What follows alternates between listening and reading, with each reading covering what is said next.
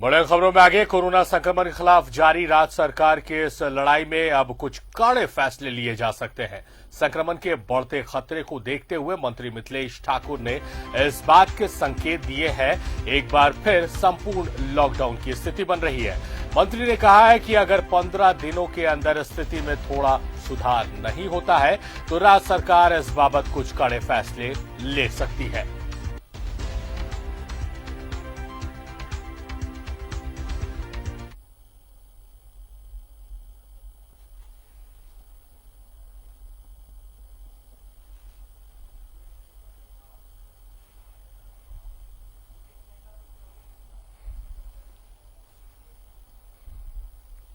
दिख रहा है कि प्रतिदिन सैकड़ा पार हो रहा है, सैकड़ा पहुंच जा रहा है कोरोना संक्रमितों की संख्या।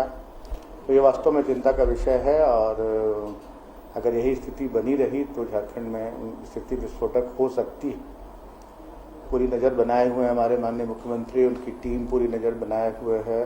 अधिकारीगण भी इस पर चिंतन मंथन कर रहे हैं और अगर ये स्थिति बनी रहती है तो निश्चित रूप से माननीय मुख्यमंत्री इस पर कोई कड़े कदम उठाने का जरूर जल्द ये निर्णय लेंगे।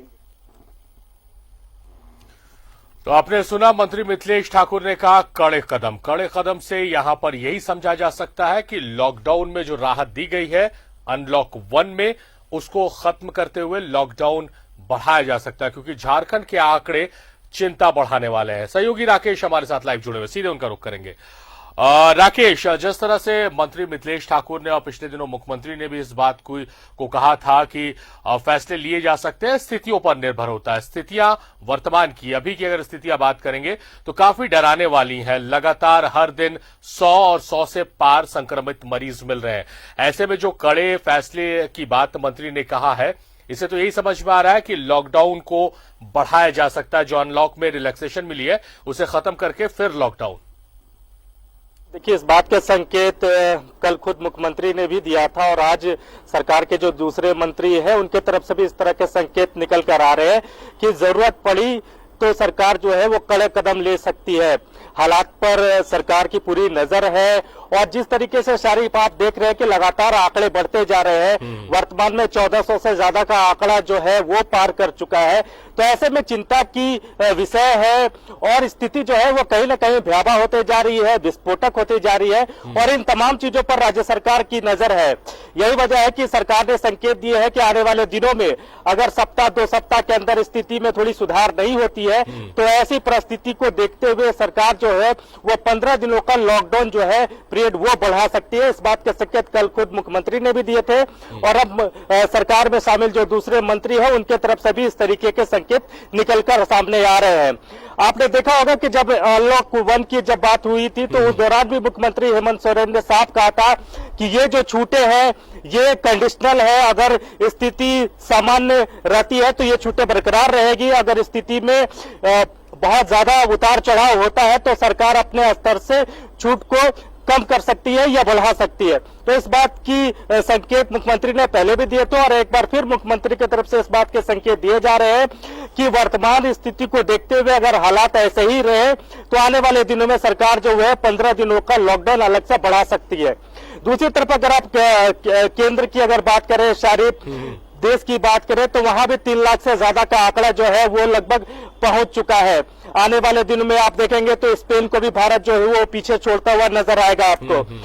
तो गृह मंत्रालय वहां भी चीजों को देख रहा है और जो सूत्र बता रहे हैं या गृह मंत्रालय की तरफ से जो आउटपुट्स निकल कर आ रहे हैं सारे, केंद्र सरकार भी हो सकता है आने वाले दिन में 15 जून के बाद चीजों को देखते हुए केंद्र सरकार भी 15 दिनों के लिए जो है वो लॉकडाउन बढ़ा सकती है।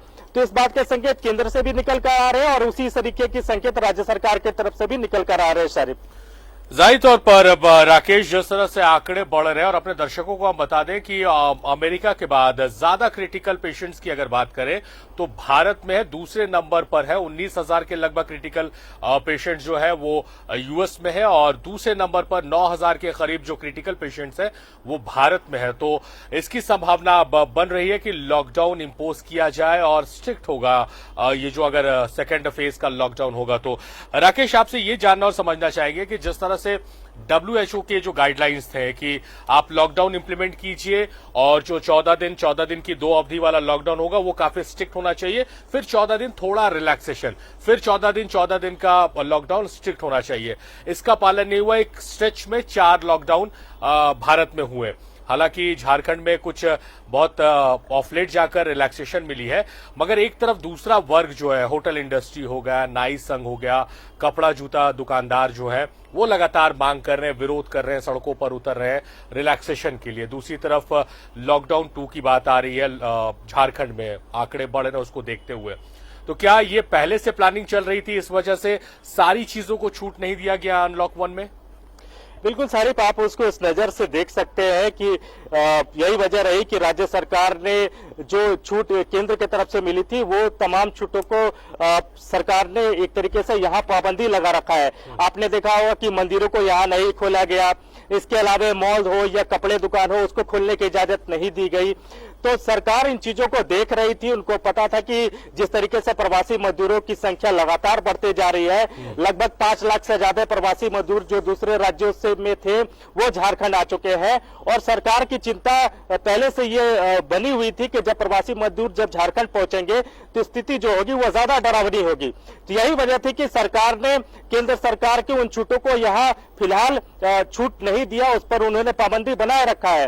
और अब जो संकेत निकल के आ रहा है, जिस तरीके से आंकड़े रोजाना बढ़ते जा रहे हैं, आप देख रहे होंगे कि 100-150 के जो आंकड़े हैं वो रोजाना छू रहे हैं। तो इन तमाम चीजों को देखते हुए सरकार की तरफ से अब ये संकेत मिले हैं कि आने वाले दिनों में हो सकता है कि 15 दिनों का जो है वो अतिरिक्त लॉकडाउन सरकार जो है वो यहाँ बढ़ा दे।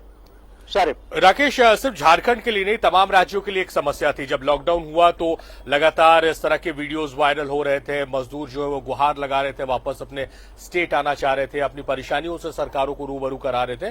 तो बहुत जाहिर सी बात है, कोई भी सरकार रहेगी वो चाहेगी कि उनके लोग जो है अपने स्टेट आ जाए। बहुत हद तक मजदूर वापस लौट गए हैं। लॉकडाउन सेकेंड फेज का जो लॉकडाउन है जो झारखंड में इंपोज करने की, जिसकी हम चर्चा अभी कर रहे हैं राकेश, तो इसकी तैयारी तो चल रही है। साथ ही साथ क्या इसकी भी तैयारी चल रही है कि जो मजदूर आए हैं, क्योंकि बहुत दिनों से फंसे हुए थे, जो पैसे उन्होंने कमाए थे वो पैसे भी शायद उनके खत्म हो गए या बहुत कम बचे होंगे, तो उनको भी अपने राज्य में रखते हुए उन तक मदद, उन तक राहत पहुंचाई जाए, और लॉकडाउन कर ये जो संक्रमण का आंकड़ा बढ़ता चला जा रहा है इसको भी कम किया जाए।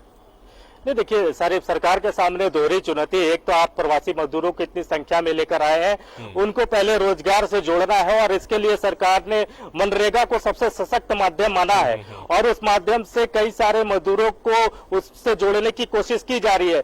लेकिन बहुत ऐसे मजदूर हैं जो बाहर में स्किल्ड लेबर के तौर पर काम करते थे, तो वैसे मजदूरों के लिए इंफ्रास्ट्रक्चर तैयार करना सरकार के सामने एक बड़ी चुनौती है। दूसरी जो चुनौती है कि अर्थव्यवस्था को भी साथ में लेकर चलना है, तो अब बहुत सारी चीजों को सरकार बंद नहीं कर सकती है, क्योंकि अर्थव्यवस्था जिस तरीके से तेजी से नीचे गिरा है उससे उबरना भी सरकार के लिए बड़ी चुनौती है, सरकार के लिए जरूरत है।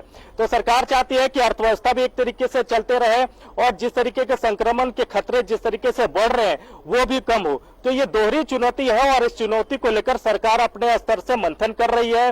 सरकार के तमाम मंत्री, आला अधिकारी, उनके जो तमाम लोग हैं वो इन चीजों पर मंथन कर रहे हैं, और कैसे अर्थव्यवस्था को साथ लेते हुए इस चीजों को कम किया जाए, इस पर सरकार का मंथन जारी है। शरीफ, जाहिर तौर पर हम भी यही चाहेंगे राकेश कि हड़बड़ी में सरकार कोई फैसला ना ले, प्रॉपर प्लानिंग हो कि आपकी इकोनॉमी भी बची रहे, अर्थव्यवस्था भी बची रहे, और साथ ही साथ संक्रमण का जो खतरा बढ़ रहा है उस पर भी काबू किया जाए। तो प्लानिंग के साथ इसको कहा जा सकता है कि plan it good, execute it good, तो ये दोनों चीजें देखने को मिलनी चाहिए। हम यही उम्मीद करेंगे। बहुत बहुत शुक्रिया राकेश, आप महत्वपूर्ण जानकारियों के साथ लगातार हमारे साथ जुड़े रहे। आपका बेहद